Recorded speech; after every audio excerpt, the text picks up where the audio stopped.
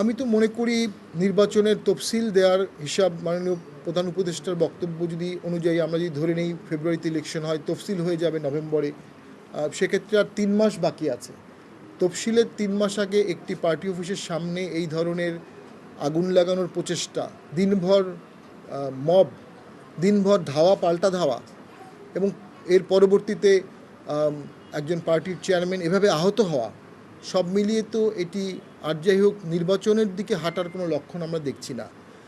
সকলের সাথে ঐক্যমত সৃষ্টি করে এই জিনিসটি নিবৃত করাই তো রাষ্ট্র বা একটা অন্তর্বর্তী সরকারের প্রথম কাজ হওয়া উচিত ছিল।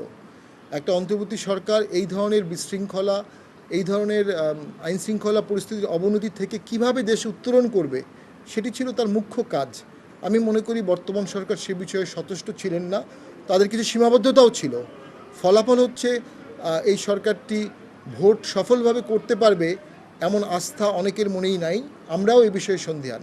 আমরা হলুদ হেলমেট আমাদের দু একজন পরেছিল, আমি অস্বীকার করব না। যখন বড় বড় ইট মারা হচ্ছিল তখন কিছু হেলমেট আমরা পরেছিলাম, আমিও পরেছিলাম, অস্বীকার করব না। কারণ ইট যদি পড়ে আসে তাহলে তো সেটা মাথায় প্রোটেকশন করতে হবে। আমার আত্মরক্ষার তো আমি তো অস্ত্র হাতে নিয়ে নি, হেলমেট মাথায় পরেছি। সেখানে কোনো একটা জায়গায় আমরা এই মিছিলটা শুনেছি, তবে সেটা কারা দিয়েছে আমরা জানি না। তবে আমার তো মনে হচ্ছে দেশের ভালোর জন্য সেনাবাহিনীর আরও দৃশ্যমান পদক্ষেপ, সেনাবাহিনীর আরও দৃশ্যমানতা আমাদের দেশের জন্যই এখন প্রয়োজন।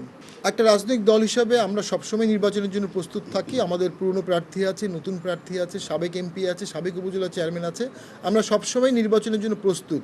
তবে লেভেল প্লেয়িং ফিল্ড যদি না থাকে, মপতন্ত্র যদি দমন না হয়, তাহলে আমরা মনে করি সেই নির্বাচনে যাওয়ার ব্যাপারে জাতীয় পার্টি অনেকবার চিন্তা করবে।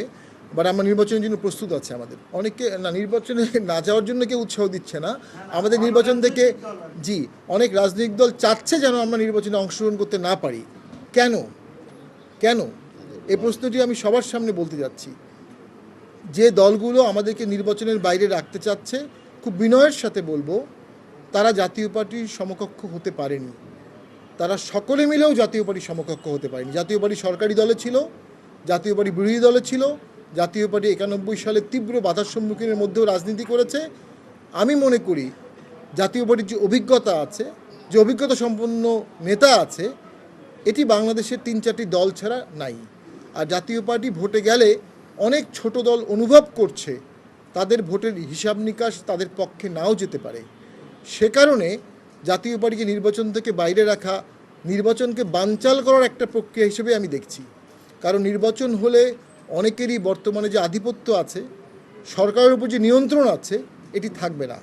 অনেকেই চাচ্ছে নির্বাচন যেন না হয়। জাতীয় পার্টিকে যদি বাদ করে দেওয়া হয়, আর যদি দুটি দল বলে নির্বাচন করব না, তখন স্বাভাবিকভাবেই একটি সরকার বলতেই পারে আমরা কাকে নিয়ে নির্বাচন করব, নির্বাচন দেরি হবে। তো জাতীয় পার্টিকে বাদ করে দেওয়ার পরিকল্পনাটি মূলত নির্বাচন বাদ করার পরিকল্পনার অংশ। যারাই এ ধরনের একটি পদক্ষেপ নেবে তাদেরকে একটা জিনিস বুঝতে হবে যে ঘোলা পানিতে যে কেউ মাছ শিকার করতে পারে। হয়তোবা তৃতীয় পক্ষ এখানে অন্য কোনো উদ্দেশ্যে ঢুকে পড়েছিল। তো আমরাও যে কারণে আমরা আমাদের নেতাকর্মী নিয়ে কিন্তু কখনো গণ অধিকার পরিষদের অফিসের দিকে যাইনি, কখনোই না।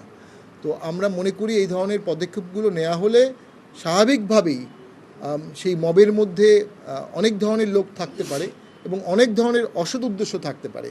তো সে বিষয়ে তো আমাদের দলগুলোকেই সতর্ক হতে হবে, দলগুলোই সতর্কভাবে সেটা প্রতিহত করতে হবে, নিজের দলকে সংযত রাখতে হবে। জাতীয় পার্টি আর জেএম কাদের এখন সমর্থক হয়ে গেছে। বিগত 1 বছর ওনার কার্যক্রম, ওনার অসাধারণ বক্তব্য, ওনার সাংগঠনিক দক্ষতায় জাতীয় পার্টি আর জেএম কাদের এখন আলাদা কোনো সত্তা নেই এই মুহূর্তে। আর যে কাজগুলো জেএম কাদের করেছেন গত 3 মাস বা 6 মাস, সম্পূর্ণ গঠনতন্ত্র মেনে করা হয়েছে।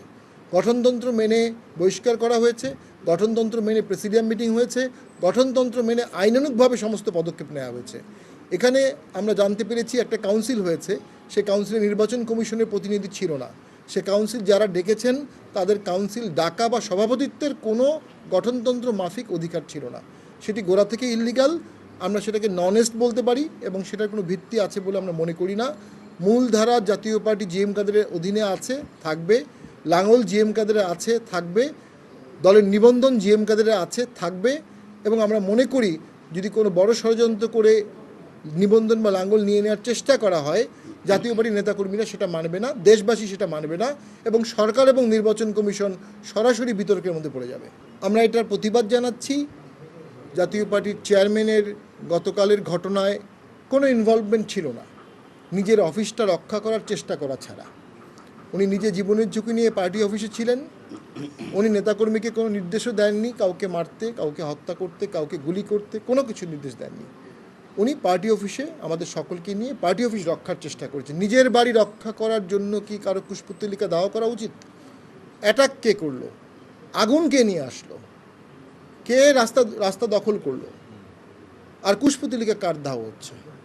রাজনীতিতে যদি কেউ অবিবেচনা প্রসূত কোনো পদক্ষেপ নেয়, সেখান থেকে অনেক বড় ক্ষতি হতে পারে। কালকের ঘটনায় আমাদের শত শত মানুষ মারা যেতে পারতো আগুনে পুড়ে বা অন্য কোনোভাবে। সেনাবাহিনী, পুলিশ সেটাকে প্রতিহত করেছে। সেনাবাহিনী এবং পুলিশ তাদের দায়িত্ব পালন করেছে।